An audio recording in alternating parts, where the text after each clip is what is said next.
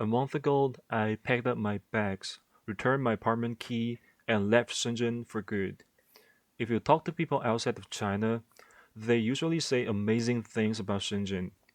They call it China's Silicon Valley, a center of innovation, and one of the biggest economic miracles in history. In just 40 years, it went from a small fishing village to a huge modern city. But behind all the shiny tall buildings, for an ordinary person living here, Shenzhen is a city of two extremes. There is a huge gap between the rich and the poor. A few lucky people get rich overnight through tech or real estate and become completely free. But most people are trapped in an endless circle, packed into crowded subway every morning, working boring jobs in tiny office spaces just to pay rent, and always worrying about being laid off at 35. Still, every summer, thousands of new graduates buy a one-way ticket here, chasing their Shenzhen dream, and just as many leave, completely burnt out. Today, I want to share why, after living here for 2 years, I chose to leave Shenzhen, the richest tech city. 2 years ago, I graduated from college. The job market was tough, so, like many people my age, I decided to go to grad school to buy some time. I got into a master program at a top Hong Kong university at its Shenzhen campus. Since I grew up in southern China, speak Cantonese, and love the local culture, Shenzhen felt like the perfect place for me. Then, on my first day, reality hit me hard. To save money, I stayed in a neighborhood called Buji near an old train station. It was crowded, noisy, and full of old self-built houses. I put a bed in what was called a youth hostel, but inside there were no young people at all. It was full of migrant workers doing hard daily jobs. It was a dark, damp room that looked like an old factory, packed with three wooden beds and dozens of people sleeping together. Coming from a quiet, peaceful town, this wasn't the fancy high-tech city I expected. It felt rough, uncomfortable, and heavy.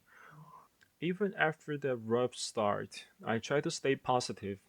Over the next 2 years, I finished my degree and interned at three different companies, including a few big tech giants. Coming from a small town, working in those big companies taught me a lot. I worked with very smart people, and if you had good idea, you really had a chance to show what you could do. But at the same time, the competition was insane.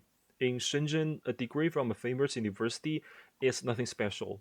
You sit in your cubicle competing for one job against top students from China, or even master and PhDs from Ivy League schools. And then there's the work culture. Shenzhen is famous for terrible working hour. This city started the 996 schedule, working from 9 a.m. to 9 p.m., 6 days a week, and called it hustle culture. At 10 p.m., the subway stations are still full of exhausted workers going home. You even see news about young people collapsing from working too hard. There is no work-life balance here. Shenzhen grew rich so fast that making money became the main goal of the city. Everyone is talking about money, stock option, and AI and stuff like that. People work day and night, but nobody actually enjoys life. I still remember walking out of the office at 10 p.m. one night. I stood on the street, surrounded by tall glass towers shining in the dark. I felt completely empty inside. I looked up and thought, all this success has nothing to do with me. Why am I doing this?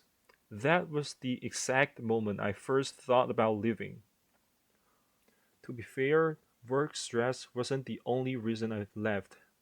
If you are a software engineer, Shenzhen actually pays very high starting salaries, around 30,000 to 40,000 US dollar a year, which is even higher than Tokyo. What really pushed me away was the living environment. Shenzhen has almost 20 million people crowded into a small area. The population density is crazy. Wherever you go, you are surrounded by crowds of people, and that creates a huge housing problem. house prices are crazy high. Buying an apartment is impossible for an average worker. So millions of young white-collar workers end up living in what was called urban villages. These are very crowded neighborhoods built by local farmers.